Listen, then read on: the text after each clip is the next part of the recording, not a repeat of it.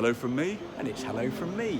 So today we're at Cannon Street Station and we're going to have a mix of old and new things, aren't we, Phil? That's right. Well, one of the things that I love so much about London is that you get to see so many different objects, places from different periods of time in such a short space of distance.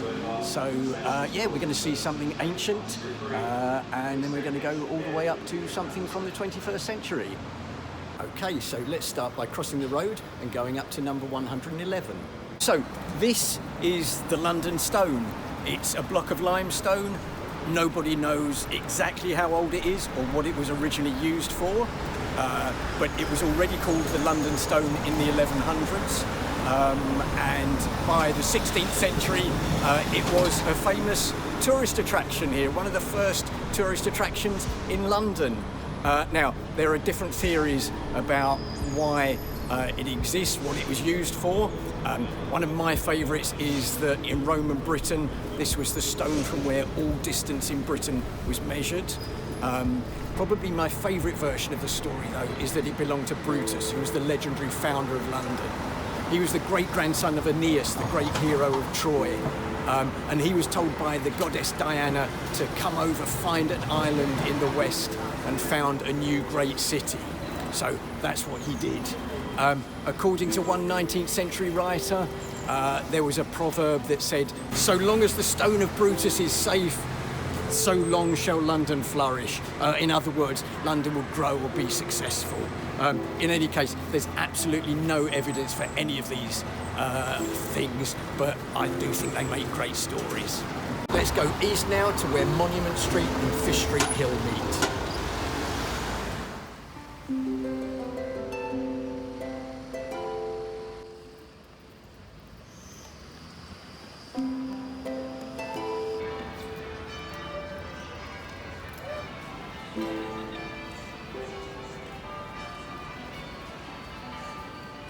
Here we are then at the monument, which was built to commemorate the Great Fire of London in 1666 and the rebuilding of the city after that.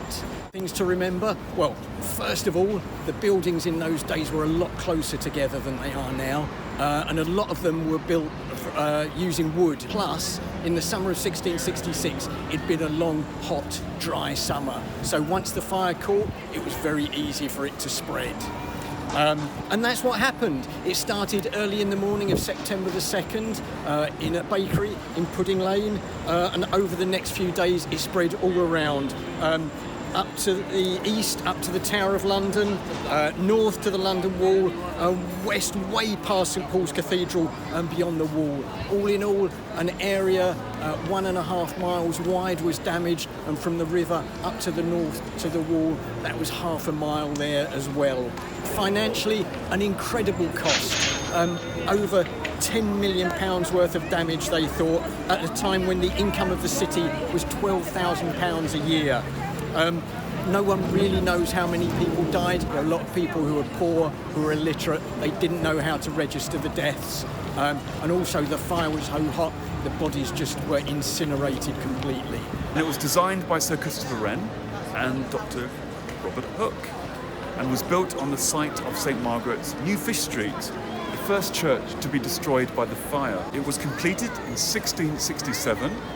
It's about 61 metres tall, and that's the same distance as to where it is thought the fire started over in Pudding Lane. There's a viewing gallery at around 49 metres up. Right at the top, you can see an urn of flames.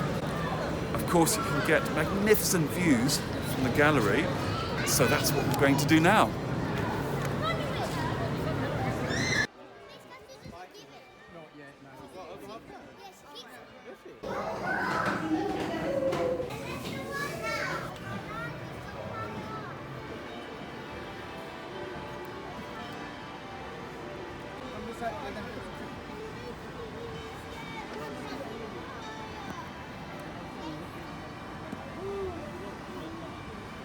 There you go, we've just come out of the monument then. Here's, wow. here's our proof, here's our certificate. Yes. There you are. I know why you need a certificate now, I really do. But we went up the column, which is hollow.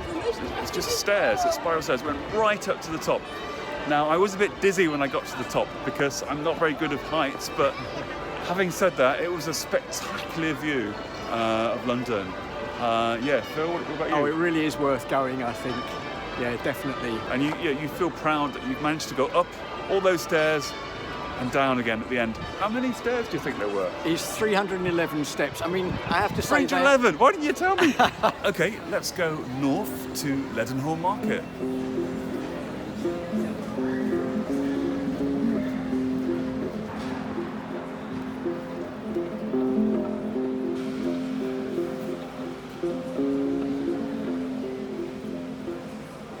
This is Leadenhall Market, and if you're a Harry Potter fan, then you probably recognise it from Harry Potter and the Philosopher's Stone. The structure that we can see here behind me is from the 1880s, and it was designed by Sir Horace Jones, who went on a few years later to work on the design of Tower Bridge.